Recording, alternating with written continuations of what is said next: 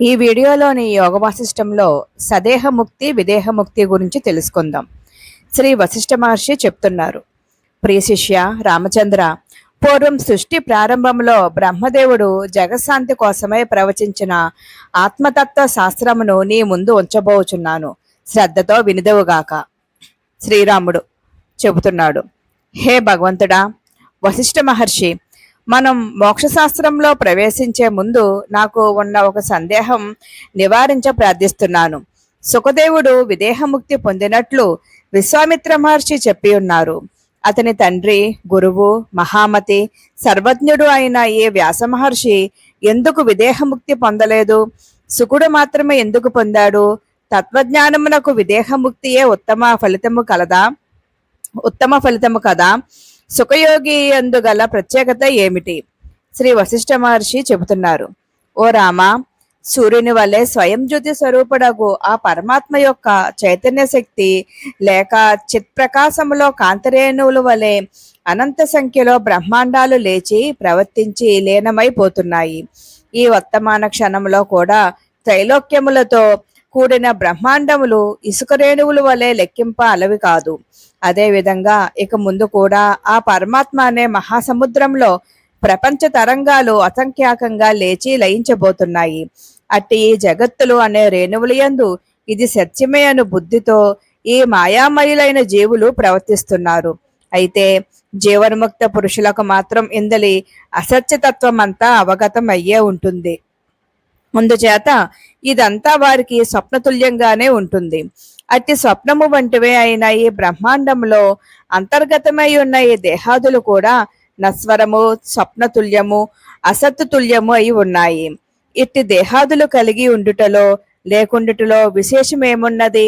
ఆత్మతత్వము చక్కగా ఎరిగిన జ్ఞానుల దృష్టిలో జీవన్ముక్తులకు వచ్చిన లోటేమీ లేదు. అది విదేహముక్తి కన్నా తక్కువైనదిగా వారు ఎంచుటలేడు. ఉన్న రహస్యమంతా తన వాస్తవ రూపమగు ఆత్మ గురించి పొందియున్న విజ్ఞానపూర్వకమైన జ్ఞానములోనే ఉన్నది. శ్రీరాముడు అడుగుతున్నాడు, మీరు భూతకాలపు, వర్తమానపు, భవిష్యత్ కాలపు బ్రహ్మాండముల ఉత్పత్తి, స్థితి, వినాశముల గురించి చెప్పుచున్నదే అత్యంత సమంజసమే. మనకు కనబడుచున్నదంతా అనుక్షణం మార్పు చెందుతూనే ఉంది.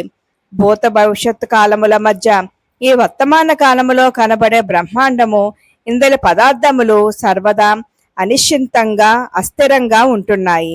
అందుచేత వర్తమాన బ్రహ్మాండము గురించి, ఇందలి వస్తుజాలం యొక్క ఆయా ధర్మముల గురించి ఎరిగినంత మాత్రం చేత మనం బ్రహ్మతత్వము లేక ఆత్మ యొక్క వాస్తవ స్వభావము ఎరుగజాలమేమోనని నాకు అనిపిస్తుంది. భూత భవిష్యత్ అనే రెండు గట్ల మధ్య మనకు లభిస్తున్న ఈ వర్తమానమును అట్లే ఉంచి మనం ఈ బ్రహ్మాండం యొక్క పూర్వాపరాలను తప్పక విచారించవలసి ఉన్నది.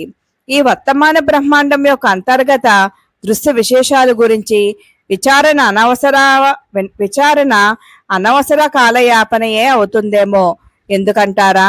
ఈ కనబడే వస్తుజాలం అంతా అనుక్షణం భూతకాలము నుండి భవిష్యత్తుకు పయనిస్తూ వర్తమానంలో లేకయే ఉన్నాయని అనిపిస్తుంది. ఎప్పటికప్పుడు భూత భవిష్యత్తులచే కప్పివేయబడుతూ ఉన్నట్టి ఈ వర్తమాన క్షణిక దృశ్య ప్రపంచమును మనం ఎంత తరచిపి చూచినా ఇది మనకు కావలసిన ఉత్తమ అవగాహనను ప్రసాదించజాలదేమో. శ్రీ వశిష్ఠ మహర్షి చెబుతున్నారు, ఓహో, తత్వగ్రహణ సమర్థమైనట్టి నీ సూక్ష్మ బుద్ధికి మెచ్చాను. అయితే భూత భవిష్యత్ వర్తమానములు, ఈ బ్రహ్మాండములు, ఈ వ్యవహారం అంతటిలో ఒకానొక మిథ్యాతత్వము అజ్ఞానముచే సత్యమైన దాని వలె ప్రవర్తించుచున్నది. అందుచేత నీ రెండు ప్రశ్నలు దృష్టిలో ఉంచుకుని నేను చెప్పబోవు సమాధానము వినుము. కారణదేహమే ఆయా ధర్మములను అనుసరించి ప్రత్యేగాత్మతత్వం జీవుడు, శరీరి మొదలైన పేర్లతో చెప్పబడుతుంది. అది ఏ తత్, అది సహా, అతడు, స్వస్వరూపాత్మ ఇత్యాది పదములచే ఉద్దేశించబడుతోంది. స్థూలం ఈ పశువులలోనూ, పక్షులలోనూ, మృగములలోనూ, మనుష్యులలోనూ, దేవతలలోనూ శరీర త్యాగమను రూపము గల మృతుని చూస్తూనే ఉన్నాం కదా. ఈ కళ్ళకు కనబడే రక్తమాంస నిర్మిత శరీరమును జలము, వాయువు, అగ్ని, భూమి, ఆకాశములచే నిర్మించబడుటచే భౌతిక శరీరము లేక స్థూల శరీరము అంటున్నాము. సూక్ష్మం.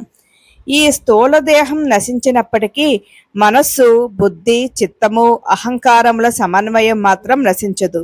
దానిని సూక్ష్మ శరీరము లేక అతివాహిక దేహము అని అంటున్నాం.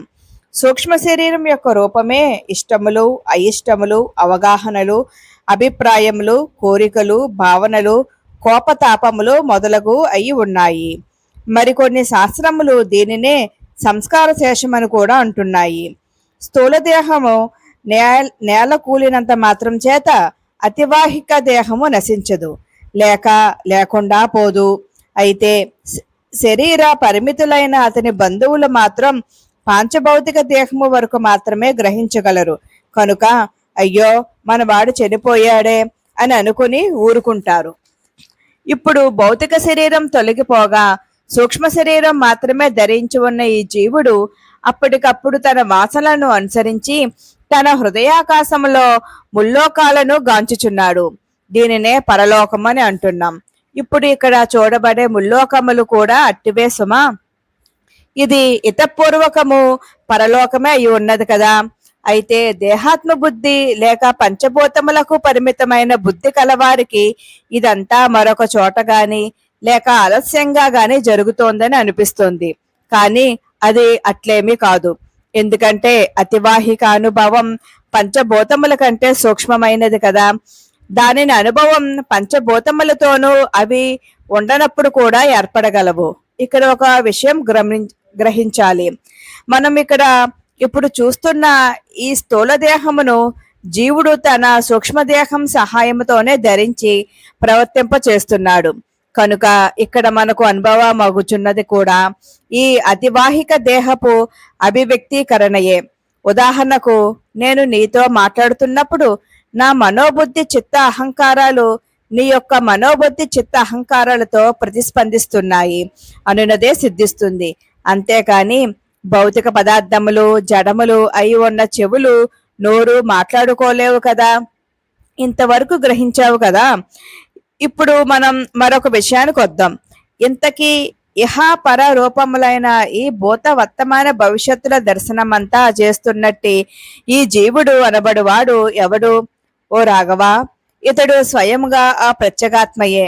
ఇతనికి వాస్తవానికి ఈ జన్మ మొదలైన వికారాలు ఏ సమయమునందునూ లేవు. పరబ్రహ్మమే ఇతని నిజస్వరూపం. చిదాకాశ స్వరూపుడైన పరమాత్మయే వాసనమయమగు అతివాహిక శరీరంతో స్వయముగా తన హృదయ ఆకాశమునందు వాసనామయమై ఉన్న ఈ దృశ్యమంతా పొందుచున్నాడు అనున్నదే జీవుని యొక్క జగత్తు అనుభవమై ఉన్నది. ఈ శరీరము కూడా అట్టి జగదృశ్యములోని ఒక వస్తువు వంటిది అగుచున్నది. ఈ విధంగా ప్రతి ప్రాణి తన చిత్తములోని వాసనలను లేక సంస్కారములను అనుసరించి తాను భావించి వాంఛించుచు అనుభవమును అనుకూలమైన ఉపాధులను పొందుతూ త్యజిస్తూ ఉంటున్నాడు. అయితే ఈ జీవుడు విజ్ఞానమే తన స్వరూపముగా కలిగి ఉన్నాడు. అతడు దేనినైతే ఇది ఈ విధమైన సత్యము అని సంకల్పిస్తున్నాడో అది అట్లే అతనికి సత్యమైన అనుభవమే ప్రాప్తించుచున్నది. అందుకే ఈ జీవుడు సత్య సంకల్పుడు అని కూడా చెప్పబడినది. అట్టి ఈ జీవుడు ఈ భౌతిక దేహం త్యజించటం జరిగినప్పుడు లేక మరణించినప్పుడు అతని మానస నగరంలో ఏ ఏ కోరికలు అగ్రగణ్యంగా ఉంటాయో వాటిని అనుసరించి అందుకు తగినట్టి ఉపాధిని పొందుచున్నాడు. అప్పుడు ఇతడు పుట్టాడురా అని జనులు అనుకుంటున్నారు.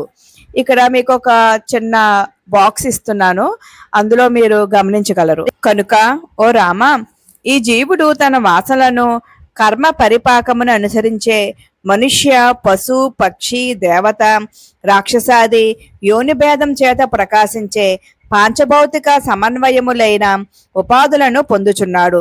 దీనిని బట్టి ఈ దృశ్య విషయమై ఒక చమత్కారం గమనించావా?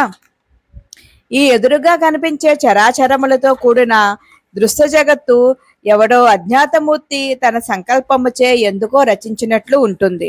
ఏదో మనోరాజ్యం యొక్క విలాసము వలె తోచుచున్నది. ఎవరో గొప్ప ఇంద్రజాలికుడు తన ఇంద్రజాల చమత్కారం చేది చూపుచున్నట్లు అనిపిస్తుంది. ఒక గొప్ప కవి తన ఊహా చమత్కారంతో రచించిన ఒక పెద్ద కథలోని మధ్య భాగంలాగా స్ఫురిస్తోంది. వాతము కమ్మిన రోగి యొక్క భూకంపానుభవం వలె అనిశ్చితముగా, అతి చంచలముగా, దుర్భరంగా అనుభవము అవుతోంది. ఒక బాలుడు ఏదో పిశాచము కథ విని నిద్రించి అర్ధరాత్రి మెలకువ రాగా కనులు తెరిచి ఎదురుగా కథలోని భూతమును భ్రమచే చూచినట్లు కనిపిస్తోంది. తనకు తానే కల్పించుకొనిన భ్రమచేత ఆకాశములో ఏవేవో ఆకారములు తోచుచున్నట్లు భ్రమ కొల్పుతోంది. నౌకలో ప్రయాణించే వానికి ఒడ్డున ఉన్న చెట్లు అర్ధ చంద్రాకృతిలో కదులుచున్నట్లు ప్రాప్తిస్తోంది. ఒకరు స్వప్నంలో అనేక వస్తువులను చూచున్నట్లు, మరొకడు తన స్మృతి పదములో ఎక్కడో చెప్పగా విన్న ఆకాశ పుష్పం గాంచున్నట్లు ఈ జగత్తు ప్రత్యక్షమై ఉంటుంది. కనుక రాఘవ, ఇదంతా మిర్జి అయి చూచివాని యొక్క కల్పన మాత్రమై స్వయముగా ఏదీ కానిదై ఉన్నది. అయితే తన అజ్ఞానము చేతనే ఈ జీవుడు మిథ్యారూపమగు ఇట్టి జగత్తును తాను శరీరము కలిగి ఉన్నప్పుడు లేనప్పుడు కూడా తన హృదయ ఆకాశమునందు స్వయముగా గాంచుచున్నాడు. అనగా మృతుడు ఇట్టి ఈ జగదృశ్యమును తన అంతరంగాకాశములో తనకు తానే స్వయంగా అనుభూతపరుచుకొనటం జరుగుతోంది.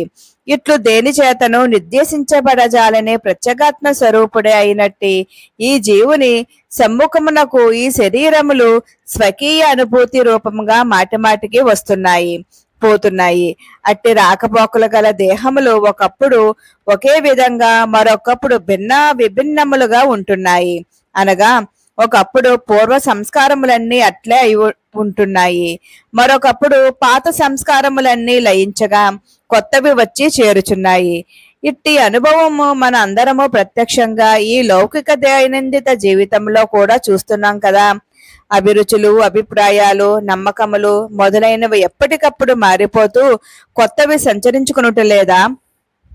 ప్రతి జీవి పుట్టినప్పటి నుండి ఈ దేహము త్యజించే లోపులో అనేక కర్మలు చేసి వాటి వలన తనకు తానే తన పరలోకములను తయారు చేసుకుంటున్నాడు.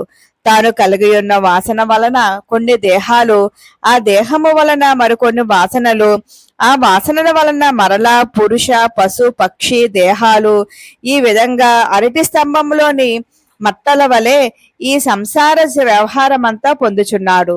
అయితే రామ, వాస్తవమైనట్టు ఆత్మదృష్టిచే లేక శరీర దృష్టిచే చూచినప్పుడు ఈ బ్రతికి ఉన్న వారికి గాని, శరీరము త్యజించిన వారికి గాని ఈ పంచభూతముల సమావేశము, ఈ సృష్టి క్రమములు లేనే లేవు.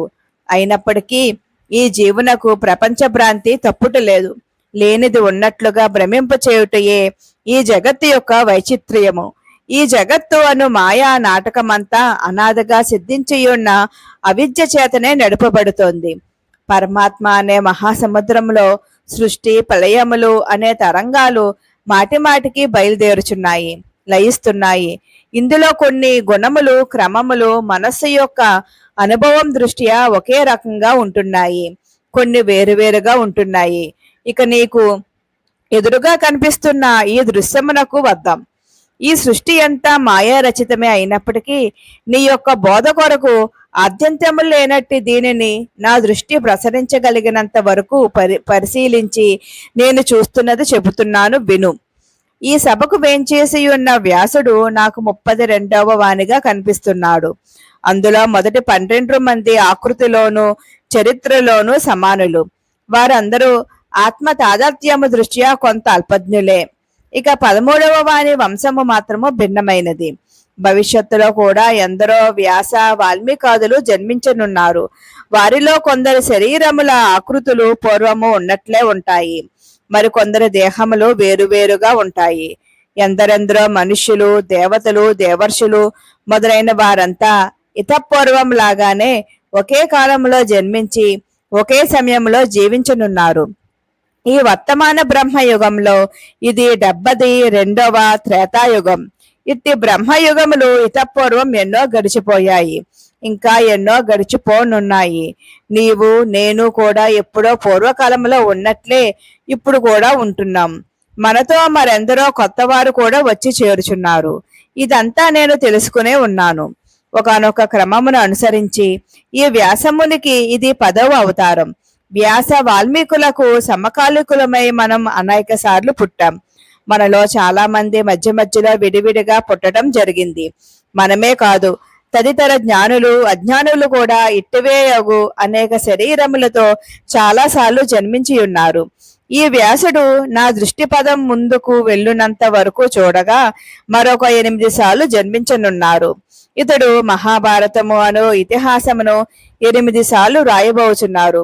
వెనుకటిలాగానే మరలా వేదములను విభజించి భర్తవంశమునకు గొప్ప కీర్తి తెస్తారు. ఆ తర్వాత బ్రహ్మదేవుడై విదేహముక్తుడు కాబోతున్నారు. అయితే ఇతడు ఇప్పటికే జీవన్ముక్తుడు. ఉత్తమోత్తమైన మనోనిగ్రహం కలవాడు. గొప్ప శాంతుడు. మోహమనున్నది ఏమాత్రం అతని యందు లేదు. అహంకార మమకారాలు లేవు. అందుచేతనే శోకరహితుడే స్వచ్ఛముగా వెలుగొందుచున్నారు. ఓ రామచంద్ర, ఈ జీవులందరూ భాగ్యము, బంధువులు, ఆయుర్దాయం, ప్రయత్నం, విద్య, జ్ఞానం మొదలైనవన్నీ సమంగా స్వీకరించి ఒకప్పుడు ఇట్లాగే ఉంటున్నారు, మరొకప్పుడు ఇట్లా ఉండరు. ఇవన్నీ ఎల్లప్పుడూ సమానంగా ఉండుటలేదు. ఇంకొకప్పుడు కొన్ని సృష్టుల వరకు వీరు ఇట్లే ఉంటున్నారు. అయితే ఇదంతా మాయయే సుమా.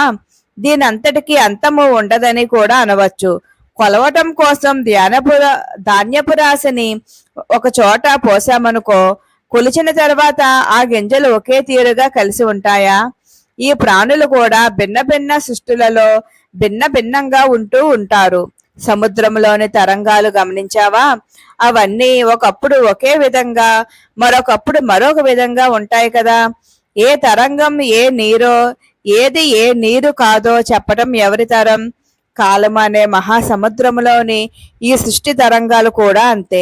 ఒకప్పుడు ఒక రూపంగాను, మరొకప్పుడు మరొక రూపంగాను ప్రదర్శితమవుతూ ఉంటాయి. అయితే తత్వజ్ఞాని దృష్టిలో అజ్ఞానపూరితములగు ఈ వికల్పములన్నీ లేకయే ఉన్నాయి. ఈ సృష్టి తరంగాలన్నీ చూస్తున్నప్పటికీ అతని అంతరంగము మాత్రం ఏమాత్రం తల్లడిల్లుట లేదు. అతడు తన సహజ సిద్ధమగు ప్రశాంతతను కోల్పోవటలేదు. స్వయముగా పరబ్రహ్మ స్వరూపుడే అయి ఉన్న ఈ జీవుని దృష్టిలో మాయావరణం తొలగనంత కాలం మాత్రమే ఈ సృష్టి పరంపరలన్నీ ప్రవర్తిస్తున్నట్లు తోస్తాయి. వాస్తవానికి ఇతడు పరమశాంత స్థితి అగు ఆత్మయే స్వరూపముగా కలిగి ఉన్నాడు.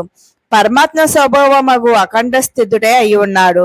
మాయావరణము తొలగినప్పుడు ఇతడు బ్రహ్మస్వరూపముగానే శేషించుచు బ్రహ్మముగానే వెలుగొందుచున్నాడు. జీవన్ముక్తత్వము అనున్నది ఎట్లా లభిస్తుంది? తత్వజ్ఞానం యొక్క ఫలమే కదా. మన ఈ వ్యాస మహాముని అట్టి తత్వజ్ఞాన ఫలమును పొందే ఉన్నారు.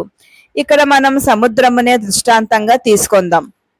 సముద్రములో తరంగములు ఉన్న సమయంలోనూ తరంగములు లేని సమయంలో కూడా అందలి జలము జలముగానే ఉంటుంది కదా. అదే విధంగా జనులు విదేహముక్తులైన లేక సదేహముక్తులైన ఒక్కటే. ఈ రెండింటికి భేదమేమీ ఉండదు. అసలు ముక్తి అంటే ఏమిటి? జీవుడు విషయములకు స్వాధీనుడు కాకపోవటయే కదా. అది సదేహమైతే ఏమున్నది, విదేహమైతే ఏమున్నది?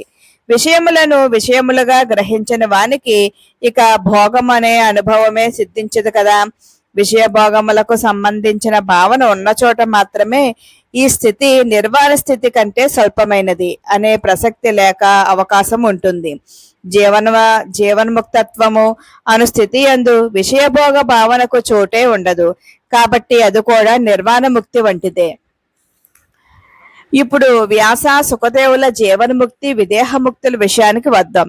జీవన్ముక్తులకు ఈ వ్యాసుని గాని మరొకరిని గాని మట్టి కుండ, వస్త్రము వంటి పదార్థములు చూచినట్లు మాత్రమే మనం చూడటం జరుగుతుంది. ఇది అత్యంత పరిమితమైన దృష్టి మాత్రమే. అతని అంతరంగిక స్థితి ఎట్టిదో, అతడు ఈ దృశ్యమును జగత్తును ఎట్టి దృష్టిలో దర్శించుచున్నాడో భౌతిక దృష్టి మాత్రం చేత మనం గుర్తించగలమా? లేదు. అందుచేత ఉపాధిని అనుసరించి ఒకరి జ్ఞానం లెక్కించటం సాధ్యం కాదు. బోధ స్వరూపులైనట్టి నిర్వాణముక్తులకు జీవన్ముక్తులకు భేదమేమీ ఉండదు అని మరలా ప్రకటిస్తున్నాను. గాలి వీచినా వీచకపోయినా గాలి గాలే కదా, అలలు ఉన్నా లేకున్నా నీరు నీరే కదా. అట్లే ఇందు సందేహించవలసినదంటూ ఏమీ లేదు. నా యొక్క ఈ వ్యాస భగవాను యొక్క లక్ష్యములు ఈ సదేహ విదేహముక్తుల ప్రహసనం కానే కాదు. మా ఇరువురి ఉత్తమ లక్ష్యములు కూడా ద్వైత ఏకత్వరహితమగు ఈ జీవాత్మ పరమాత్మల అభేదము లేక ఐక్యతే అయి ఉన్నది, అనగా జీవుడే పరమాత్మ అని నిరూపించుటకే యత్నించుచున్నాము. ఎందుకంటే ఉన్న సత్యము అదే కనుక. ఇక మనం ప్రస్తుత విషయానికి వస్తున్నాం. ముముక్షువు శ్రద్ధతో తత్వజ్ఞానోపదేశమునకు సిద్ధపడవలసిన తీరు గురించి ఇప్పుడు విచారించబోతున్నాం. ఈ నా వచనమును లోక కళ్యాణకారకములై అజ్ఞానమును అంధత్వమును పారద్రోలుగాక. సర్వదా సర్వమై సర్వత్రా వలయుచున్న ఆత్మతత్వము శ్రవణ భూషణంగా ప్రకటించబడుగాక. నెక్స్ట్ వీడియోలో పురుష ప్రయత్నం గురించి తెలుసుకుందాం.